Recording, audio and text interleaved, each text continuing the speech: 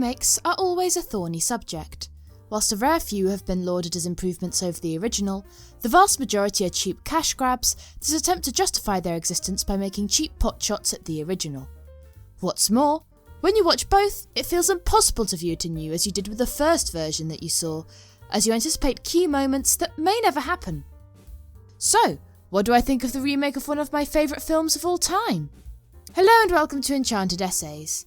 Today, I am doing an in-depth comparison of the 1967 British supernatural comedy Bedazzled to the 2000 remake from the United States of the same name. Let me know what you thought of either version in the comments below. Both versions start with the devil finding their latest victim, a lonely man working in a dead-end job who's infatuated with a colleague that he can't summon the courage to ask out. They are then met by the devil. Both protagonists refuse to believe that this is Satan, instead convinced that they are some sort of escaped lunatic, but the devil promises to grant a simple wish as proof.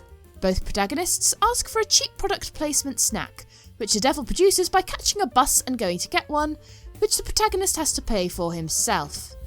After finally convincing them of their power, the devil offers 7 wishes to get the girl of their dreams in return for his soul, insisting that it is as useless as an appendix and he won't even miss it. The devil gives them a method of bailing out of the wishes in case they go wrong. The protagonist keeps using these wishes to find ways of making themselves more attractive, such as by making themselves rich, eloquent and famous. Each time, there is a twist that makes the wish fall through and make attaining their crush impossible. There is a plot twist in the third act when the devil informs the protagonist that they have less wishes than they originally thought. The film ends with the protagonist no longer owing his soul to the devil, claiming that they were the best friend that they ever had, before finally finding the courage to ask out the girl of their dreams, only to be turned down. However, the ending is still deemed a happy one by the protagonist, as they have their freedom back. In the original, Dudley Moore's Stanley Moon is a quick-service cook at Wimpy's, a burger chain that was once more popular in the UK. In the remake, Brendan Fraser plays Elliot Richards, a call centre worker on IT support. Whilst we see no other colleagues aside of Margaret in the original, it is very clear to the audience how lonely Stanley is. Elliot is shown with other co-workers, pushing them away with his cringe-worthy behaviour, making him someone they exclude from socialising with outside of work. Both are shown to be inept when asking out the girl of their dreams. In the remake, this is the moment where the devil first appears to Elliot in the bar. In the original, the devil appears to Stanley soon after in his dingy little flat when he fails to attempt suicide. The remake tells us through dialogue that Elliot has a lonely home life, rather than showing it to us. Whilst this is amusing, it lessens the emotional impact somewhat. Unsurprisingly, the original doesn't have the devil initially attempting to entice the protagonist by making out with him, but by telling him a story about the wealth his family has accumulated, leading him to believe that he has come into a large inheritance, before telling him that his grandfather squandered it, leaving him with nothing. Where does that leave me then? Penniless and on the brink of suicide. As I said before, neither protagonist believes the devil at first and is unimpressed with the trial wish. In the original, it is a Frobish's ice lolly, whilst in the remake, it's a Big Mac and Coke. Stanley is finally convinced when they teleport, whilst Elliot is convinced when she transforms herself into a more stereotypical version of the devil. The way out of the wish in the remake is the pager, showing the film's age, whilst in the original, it's blowing a raspberry. I know that does sound rather infantile and unfunny, but it surprisingly does work. As you will have gathered, everything from the deal onwards is very different in the remake. Whilst both protagonists wish for more or less the same things, they ask for them in different orders, as Elliot starts with wealth and power, while Stanley starts with eloquence, starting at a much smaller scale. In the original, eloquent Stanley, who is Welsh for some reason, goes on a simple date to the zoo with Margaret, before returning to his apartment to discuss classical music. Yes, that is a Peter Cook again, but we'll get back to that. Stanley and Margaret's intellectual conversation goes well, and they appear to have a nice, yet timid chemistry. This comes to an unfortunate end when, after having a discussion about the fact that they philosophically agree that people should act on their sexual/romantic feelings by springing into action, rather than discussing them, he follows her advice and makes the first move, after which she starts screaming and accusing him of essay. Yeah, this is one of the things that I said aged the first film. I get that the joke is more about the hypocrisy of intellectuals than victim blaming, but yeah, I'd be lying if I said that it aged well. Anyway, Stanley then wishes for a more physical version of Margaret, who would also be his wife. He also asks for wealth so that he can give her things. This inevitably backfires as she ends up being physically interested in other men and showing no interest in Stanley and his many expensive gifts. She starts off with a very clear interest in her harp instructor, Randy.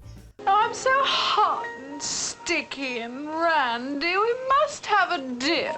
But the wish ends with Stan discovering her affair with his friend, also played by Peter Cook. After a steamy bed and breakfast served by the personification of lust, his next wish is to become a pop star, with Margaret and many other women lusting after him. This works until his teeny bopper seducing antics are undermined by a new up-and-coming psychedelic pop singer, played once again by Cook, who wins her over just as easily, in the best example of the cultural shift in 1967 I have ever seen. I'm on my knees, won't you please come and love me? You drive me wild, you drive me wild. You fill me with inertia. In passing, Stanley wishes that he was a fly on the wall, which George, of course, chooses to interpret as one of his 7 wishes and turns both of them into flies, watching Margaret identifying corpses in a morgue with a seriously creepy police detective. Margaret talks about how much she now appreciates Stanley. He seemed to cut above the others. There was something different about him. A special quality. After becoming enraged after the officer asks her out, George paints Stanley the image of a perfect wish, in which Margaret is a doting wife waiting for him in a country cottage with the kids. As Stanley accepts the offer of the wish, we soon realise that he is not the man she is married to, but is the student of her husband that she is having a passionate affair with. The husband is, of course, also played by Cook. As they sneak off to make love, they keep talking about how much of a decent person her husband is, until they start sobbing their eyes out at the idea of betraying him, whilst still preparing to make love in the back of a car, of course. This ends with Margaret unable to betray him anymore and running away, after which Stanley exits the wish. Stanley announces that he is no longer interested in George's wishes, as he always outwits him. George takes him out to the fun fair and lets him stay in his home again, until Stanley finally thinks he has found an airtight wish. He asks for him and Margaret to be madly in love, for them to meet for the first time, for them to live a life close to God, and for her to have no other men in her life.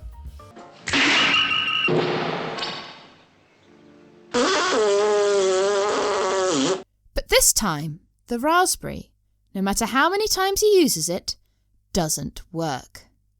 He gets led around the eccentric silent nunnery by the Reverend Mother, once more played by Cook, till he meets Margaret, a fellow nun, and, as promised, they fall deeply in love. They are supposedly both women in this scene, but they've made no effort to make Stanley look like one. As there's more than enough evidence to show that Dudley Moore had no problem with cross-dressing for a role, it's likely that they didn't do this to avoid potential censorship, as the Hays Code only ended in the United States a year later. Then again, the lesbian romance is one that Margaret resists the urge to consummate out of the belief that it is sinful, so the code may well have been satisfied with that anyway. In private, Margaret comes to Stanley's room to talk with him, or now her, saying that they feel deeply in love with her, but she cannot consummate it because she believes it is sinful, despite her inability to believe in God. Stanley escapes and runs to George's strip club, only to find him sleeping for the first time since the Dark Ages. George has finally met his quota of souls and is preparing to return to heaven. When Stanley asks him why he is unable to escape his wish, George reveals a major plot twist. But first, let's look at Elliot's wishes. In the remake, the first wish shows Elliot in a mansion married to Allison, surrounded by servants in the middle of Latin America. The source of his wealth and the fidelity of his wife become increasingly suspicious until we find out that he is trapped in a loveless marriage and that he is a Colombian drug lord, which ends in his life being threatened when his wife's lover threatens to take over the cartel, leading to an explosive shootout. In both versions, the wealth wish is undermined by the wife's infidelity and lack of interest in the protagonist, but the remake also adds the nefarious ways with which Elliot earned his wealth. The devil suggests they find out what Allison really wants in a man by sneaking into her flat and reading her diary. They read that she wants someone sensitive, so his next wish is to be the most sensitive man in the world. Boy, wish for the most emotionally sensitive man in the world. Damn, I was hoping you wouldn't catch that. He has a peaceful little picnic with Allison on the beach, which is interrupted by the fact that he wells up over everything. Eventually, she is poached from him by a bunch of guys who kick sand in his face. This doesn't really resemble a wish from the original, although it is the one with the musical sequence. You're so much more than a fish to me, my playful friend beneath the sea. Elliot then wishes for fame and fortune, and becomes a professional basketball player. His mammoth size means that he single-handedly annihilates his competitors, but when speaking to Alison, who is now a reporter writing an article about him, we see that he is very dim-witted and his stupendous size doesn't include all parts of his body. This doesn't really resemble the original's wish of fame and fortune. He then wishes for eloquence, but, unlike Stanley, this also comes with wealth and fame, as he is a successful writer who meets Alison at a party of New York socialites. Like the eloquence wish of the original, they have really good chemistry at first, and they go back to his place. Everything here absolutely screams Elliot. Richard. The moment I walked in, everything about it says Stanley. However, unlike the mix-up in the original, this wish is instead ruined by the revelation that this version of Elliot is gay. Elliot decides to give up on his selfish desire for Alison and decides to do something better for other people by becoming President of the United States. Can you guess the loophole yet? Yeah, me too. Like Stanley, Elliot becomes dissatisfied with the wishes and doesn't want them anymore.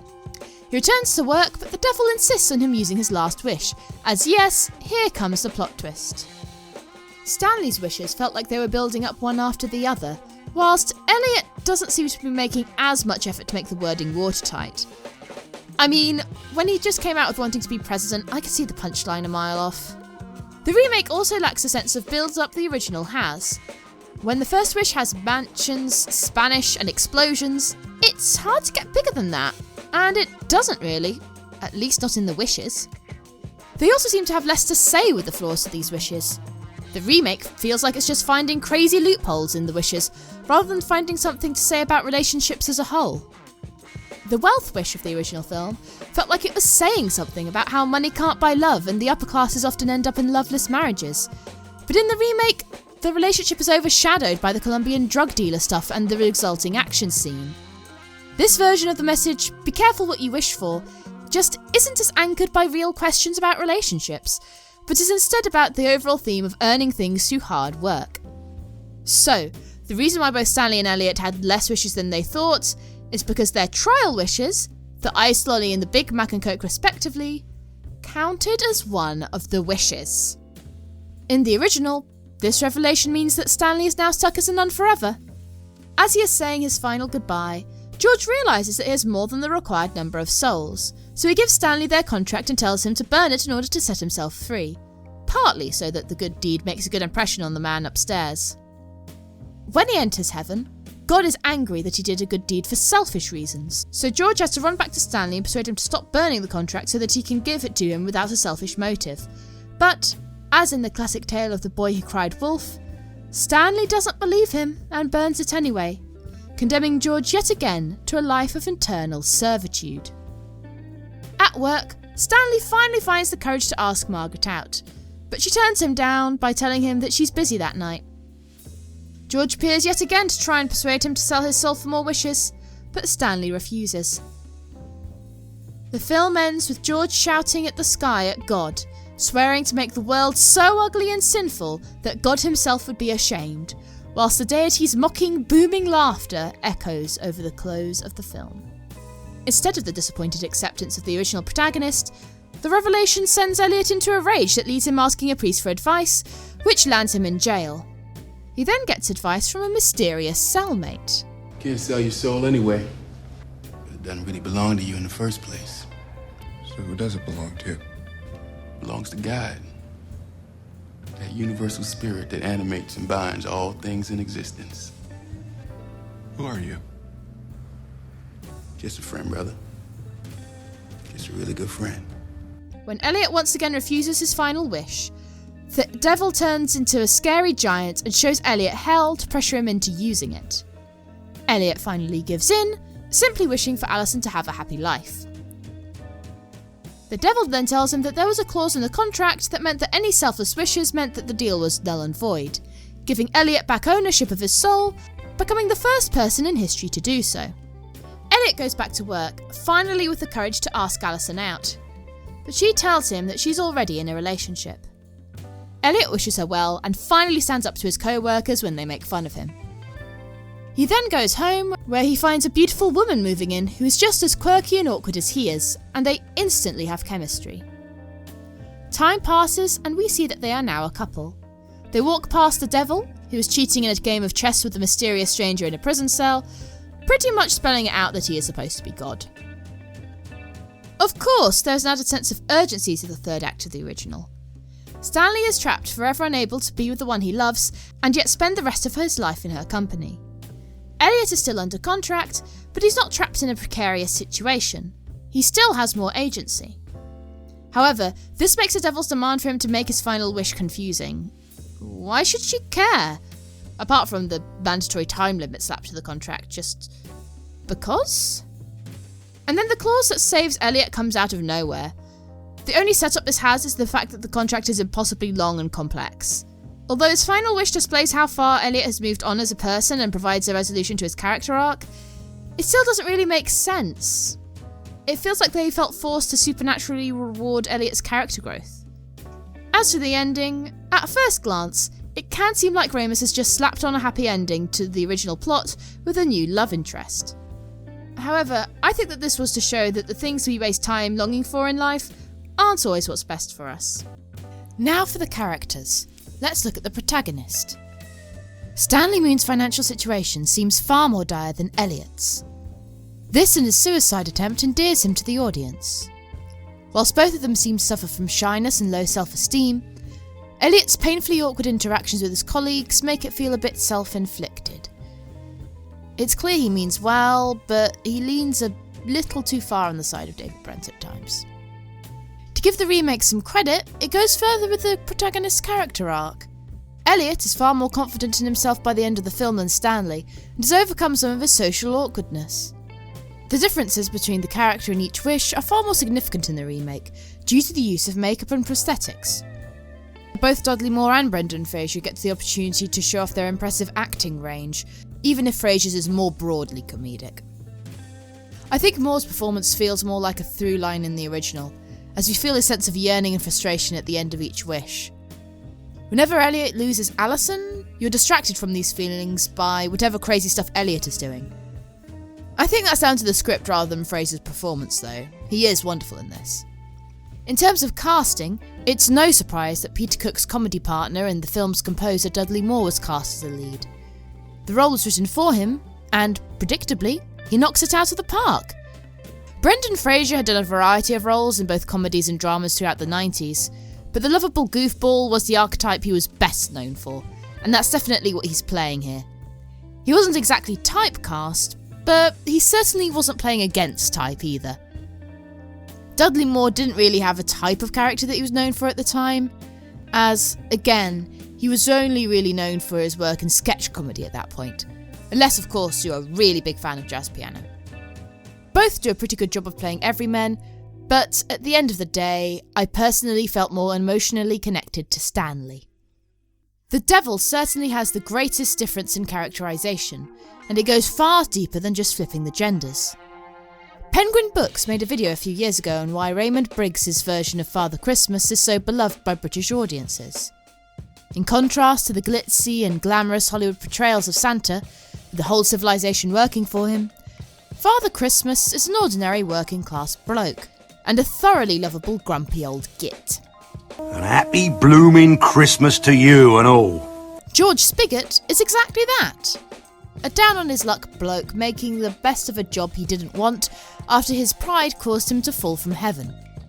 This makes this character, whilst he still possesses fantastical powers, feel more down-to-earth and relatable, making him and Stanley feel like comrades in arms, both enslaved to a cruel supernatural master. The remake's devil, on the other hand, is like those Hollywood portrayals of Santa, all-powerful and super rich. Both devils use nightclubs as their headquarters in the film, but they are portrayed very differently. In the original, George owns a sleazy strip club staffed by the 7 Deadly Sins, who are shown to be generally more of a hindrance than a help.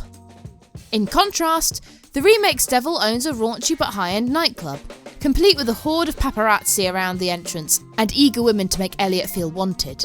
giving him a taste of what was yet to come. This is a perfect example of the major difference between the power and status of these two different versions of the character. The remake's devil is omnipotent and is on equal footing with God, who has created a lair to lure in Elliot, whilst George Spigot is trapped in a dead-end job, enslaved to God until he can meet his quota for the most souls.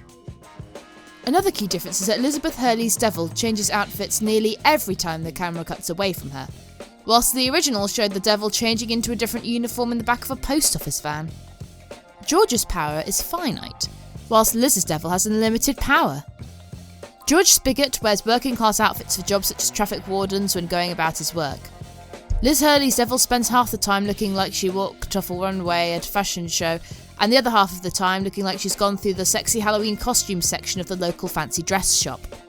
Whilst both devils are mischievous and shown to do small acts of evil as part of their work in between the protagonist's wishes, George Spigot's pranks are at a much smaller scale and feel more endearing, especially as none of them seem to actively endanger anybody. There's some M&Ms for room 320, Red Hots for 316. You're giving them candy? Placebos. They work just as well as the real thing. It's here where the relationship between the protagonist and the devil grows, and we have a little more time to do it in the original. Elizabeth Hurley's casting is also significant when analysing the character of the devil. Whilst she was always an actress in her own right, she first rose to prominence in 1994 when accompanying her then-boyfriend Hugh Grant to the premiere of his breakout film 4 Weddings and a Funeral, wearing a black silk and lycra dress with strategically placed oversized gold safety pins. I know it sounds like I'm exaggerating when I say that she became famous for wearing a sexy dress, but it has its own Wikipedia page. It really was that big a deal. So you kind of went from not being known to suddenly being everywhere, didn't you? It's a bit like Russell with Gladiator. It's just, you know, there's that point where your life just changed. It's ridiculous. I was in America last week promoting this, and everybody said, you know, your dress has had its 20th birthday. Yeah, it's bizarre. I don't want it to seem like I'm discounting Hurley's ability as an actress at all. There have been plenty of sex symbols throughout the decades who have also been talented actresses, and Hurley is no exception. In fact, I think she absolutely kills it in this film. However, I think it is still important to take her public image into account when looking at what the filmmaker's intentions were with this particular character. She gets the joke about being the pretty girl in movies, which it's a stock character that she does. Like no one else. Liz nails it. Furthermore, she was probably best known for playing the female lead in the first Austin Powers movie, so starring her in another 60s-inspired comedy probably made a lot of sense. Even her accent shows a difference between both versions of the character, although, as a director is from Canada, it may be incidental. Although Peter Cook had toned down his original, very upper-class accent for everyday use. He puts on a more working-class accent for his role as George Spigot, whilst Elizabeth Hurley uses her own very posh British accent. I know it may be harder for people outside the UK to tell this, but this really sounds like a posh private school accent, rather than a slightly more class-neutral BBC English accent. She honestly wouldn't sound out of place in an episode of The Windsors. What should I say? Give him a steak dinner. I can't. He's the embodiment and source of all evil. You gave Trump one. This is also giving her a sense of higher authority over the original's version of the devil. When Stanley and George become friends by the end, I believe it because I've seen how close these characters have grown as they have learnt to understand each other. They have a certain camaraderie as they are both repeatedly screwed over by someone more powerful than they are. With the remake, I just feel like Elliot saying that she's the best friend he ever had is only technically accurate because the devil is the only person to have invested any time in talking to Elliot, making them BFFs by default. She's just been too outwardly manipulative, and the flirtatious dynamic feels like an obstacle in making me believe that these characters are bonding. Once Elliot is no longer interested, the flirting feels like sexual harassment more than anything. I can't believe that she really wants to help Elliot make the right decision because she genuinely likes him when she's scraping his face like this. You're really beginning to grow on me. It was always up for the audience to decide how manipulative George Spigot was being in the original, whilst the remake spells it out, and this lack of ambiguity makes it a bit harder to like this version of the character, even though I can't deny that Hurley does succeed in making the character somewhat charming. The original's devil has supernatural powers, but but is subservient to God in the same way the working classes are subservient to the upper and middle classes. The remake's version of the devil is on par with God, with the power to change outfits at will, and all the necessary tools to tempt her victims, including her looks. By the way, fun fact, Space stars Jessica Hines and Katie Carmichael actually started out as a double act called the Liz Hurleys. Both versions of the love interest aren't much to write home about, but there are opportunities that allow both actresses playing them to show off their versatility. There's something so sweet about Stanley having a crush on this very dull and ordinary burger bar waitress in the original. The alternating versions of Margaret really highlight Eleanor Bron's talent as a character actress. In contrast, there's not a lot of differences in the different versions of Alison. She's set up as just a typical female love interest in contrast to the refreshingly ordinary Margaret. She's pretty much just a straight woman for all of Brendan Fraser's different versions of Elliot in this. Aside from maybe the first wish, she only feels like she's really doing anything that different with the character when she is literally playing a different character as the other love interest at the end of the movie. Noticeably in the remake, Elliot doesn't ask for anything to be different about Alison herself in the way that Stanley does about Margaret, except for after the first wish in which they hate each other, possibly showing a difference in the attitudes towards the relationship since the original was released. We see during the suicide investigation that Margaret is finally realising what a sweet person Stanley is, showing that they could actually be a good couple. We don't get anything like that in the remake, but of course, Elliot's infatuation with Alison turns out to be shallow, and he ends up with someone who looks like her, but is better suited to his personality. When he finally asks her out, he admits that they don't really know each other that well, and that they might hit it off if they got to know each other, proving to the audience that Elliot's almost juvenile crush is really just that, showing how he has matured as a character. The message is more about looking elsewhere to find happiness when what we want is out of our reach. The supporting cast of the original is made up of the 7 deadly sins.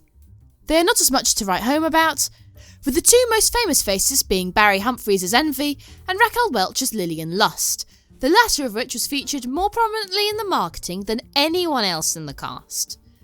I was disappointed that the remake omitted them entirely, as it would have been fun to see a reimagining of them in the modern day in a Percy Jackson kind of way. They just get lip service here. You think everything is about sex? Oh, of course not. I mean, there's greed, gluttony, sloth, anger, vanity, envy. There's also the creepy detective guy in the original who creates a sense of urgency in Stanley's quest for Margaret. The remake has Elliot's colleagues who avoid him and make fun of him as the supporting cast of his wishes, but they have so little to do that I don't really see the point in their inclusion at all, aside from showing Elliot standing up for himself in the end. I guess it's just to have more people doing the multiple roles gimmick, but they don't do enough for this to feel interesting. As you can probably tell, the humour of the original is certainly darker, primarily with the suicide attempt in the ending. This is a comparison that's used a lot when talking about the differences between British and American comedy. There are certainly exceptions, such as Rick and Morty and It's Always Sunny in Philadelphia, but US comedy tends to focus on more likeable characters than ones from the UK. Out of the 3 attempts to bring Fawlty Towers across the pond, it's no surprise that 2 of them replaced the thoroughly unlikable protagonist with more sympathetic ones. Ironically, as I said before, I think that the more morally complex characters of the original are actually a bit more likeable. The wit of the original is more dry and satirical, whilst the remake is a bit goofier. There are practically no jokes that the 2 films have in common, with the dialogue in the remake being almost entirely original. Ramis really did rework this from the ground up. As you may have gathered, both of these films have moments that haven't aged well. The original has that assault moment that I discussed earlier. I think the intentions of it are very clear once you hear the dialogue leading up to it. And if I were a man and I wanted to touch you, I mean, I just go right ahead and touch you. I feel the same way. I mean, if 2 adult human beings want to touch each other, they should go ahead and touch each other. The fact that the creepy detective also has satirically awful views of victims of assault could also point towards Cook's intentions with this scene. Let me know what you think in the comments. The remake has Brendan Fraser and Brownface as the Colombian drug lord. As some of you may know, my other half is Colombian. Whilst there are a few white Colombians who descended directly from Europeans who came over during the war, even the seemingly white Colombians are almost always an ethnic mix including Arab and indigenous heritage. TLDR, unlike the United States, the earlier settlers were soldiers and therefore almost entirely male. So, if they reproduced with anyone, it would have been indigenous women. They aren't just tanned. However, my partner doesn't see anything wrong with its usage in this scene in this context, and I haven't come across any negative reactions to it so far. But hey, at least he isn't a Scandinavian actress in brownface pretending to be from Bolivia, a country where most people are more ethnically indigenous, telling a story based on their own struggles. Quantum of Solace. There's also the gay scene, which I don't think is outright homophobic, but I think how stereotypical it is does seem a bit dated, even for Y2K. Anyway, comedy is not made to age, and I'm very open to that. I'm not going to condemn a piece of media just because a few things aged poorly. As seen in its flashy version of The Devil, the remake is more of an escapist fantasy comedy with less of the satire and dark undertones of the original.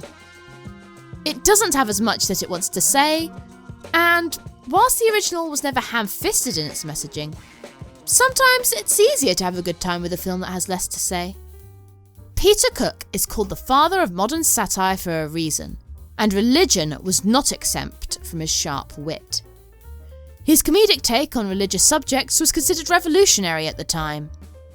I'm certain, for example, that Monty Python's Life of Brian would not have existed without his work. He walked so Monty Python could run. The dialogue between George and Stanley throughout the film is full of religious satire, as Stanley has loads of questions about God and religion, and George's answers are increasingly transgressive. He never pushes himself forward, prefers to work subliminally. Well, I wish he would push himself forward and help people a bit and prove he was there. This would interfere with your freedom of choice. Blimey, if we really had freedom of choice, we should be able to decide who our parents are and what we look like and everything. I couldn't agree more. Well then, why the hell doesn't he do something about it? God knows. So, what religious satire does the remake have? Absolutely none. Although art doesn't necessarily have to be a reflection of the creator's values, I feel it is important to compare the religious background of both Peter Cook and Harold Ramis. There's an interview in which Ramis discusses his love of the original, and, whilst he does display a clear understanding of the appeal of the basic premise, he doesn't seem to understand the religious satire of the piece, or realise how integral to the film it is. Americans probably don't get jokes about the Church of England, inside jokes. I was unable to find any specific references to the Church of England in the original. The only religious denomination that is singled out is the Catholics with the nunnery towards the end of the film, whereas the Church of England is Protestant. Although its effectiveness is certainly debatable, there is a constitutional separation of the church and state in the US. In the UK, our head of state is a monarch who is referred to as the Defender of the Faith, crowned by the head of the Church of England, the Archbishop of Canterbury. Even today, nearly a third of British primary schools have some sort of religious presence, and the vast majority of the time, these are Christian, with most of them being Church of England. Much like when an opposing political party is in power, the British public often have to put up with Christianity, whether they are Christian or not. A key example of the sanitised satire is the multicasting of Peter Cook in the original film. He appears in each wish because, in George's words, there's a little of him in everyone. At first, these make sense. A man raising money to help depraved criminals, the posh bloke that Margaret cheats on Stanley with, the hypnotic rival singer. But then, it gets more complicated. In the marriage scene, Cook plays the perfect husband. How could there be a lot of the devil in this seemingly perfect man? Is he too good to be true? Is marriage too good to be true? And then in the final wish, Cook plays a mother superior. What is that saying about the church? In the remake, Elizabeth Hurley's few appearances in the wishes are basically cameos to see how many more skimpy outfits they can fit her in. She's seemingly still playing the devil in these scenes, and the most significant thing she offers in these is shouting out the names of her Easter egg hellhounds. Dudley, Peter! Of course, the portrayal of God is a major change in both versions. In the original, God is a rather ominous force that George is practically enslaved to. How villainous you see this version of God depends on how likeable you find George Spigot as a character, but you can't deny how blasphemous this portrayal must have been at the time. God's laughter over the close of the film certainly doesn't sound friendly.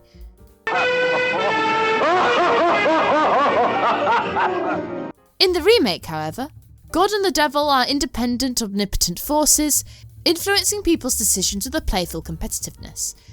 It's hard to imagine a remake where an antagonist effectively becomes an ally. Whilst Harold Ramis did have faith, it was not Abrahamic, as he was a Buddhist. Instead of using the story to criticise organised religion, he used the mythology of Christianity to give his own philosophy about life. A man in an orange robe, a monk, appears. And that was Harold's nod to his belief of us being on a spiritual journey. He was a Buddhist at heart himself. He believed in unity, and he believed that life is being a journey. And we go through crazy things in life. I love this movie because it was almost like it was a morality fable. I don't think there's anything wrong with this, but if you are a big fan of the religious satire of the original, some of the remake's themes may feel disappointingly pedestrian in comparison. It really isn't that important how far we go in life anyway. It's how we get there that really matters. I think I'm gonna be sick. Even though I consider the remake to be slightly inferior to the original, as well as not so much my thing, I think it's a perfect example of the correct way to approach a remake. Let me explain. In that interview of Ramis discussing his love for Cook and Moore's humour in the original film, it shows that he is someone who has a great admiration for, and some understanding of the appeal of the original material. For me, it's not really about God and the devil at all. It's about that most of us spend our time in kind of painful dissatisfaction, that we're not happy in ourselves, with our situation. Whatever we have, we're looking beyond to something that could be better. Whilst the film is considered a classic, I doubt it was a big enough hit for a remake to gain attention in the way that modern remakes tend to. Meaning that it was likely a personal project of Ramis's, rather than the studio cash grab using nostalgia as currency, which is seemingly the sole reason to remake films these days. Despite his love for Peter Cook and Dudley Moore's style of comedy, Ramis doesn't attempt to recreate it. I confess that I've only seen Analyse This, but I suspect this is far more in line with the humour of some of his other films. There's no real attempt to mock or fix anything about the original, just as there's little attempt to cash in on its association. This film takes a premise full of further potential and does something very different with it, and I really can't help but respect it for that. I know that there are people who will prefer the humour and escapism of the Ramis version than the original, and if you do, that's fine. I doubt there's an art form or genre that's more subjective than comedy. I'd love to read your opinions in the comments. If I had to compare the remake to a film, it would have to be Bruce Almighty. It even has supernatural pager usage. I honestly think I would have enjoyed the original more if I had no knowledge of the original. When I watched it a second time without all of the expectations of the original, I enjoyed it even more. It is a good film. In fact, I honestly wouldn't mind if they tried to remake it again, especially in a different medium. I think it could work quite well on stage.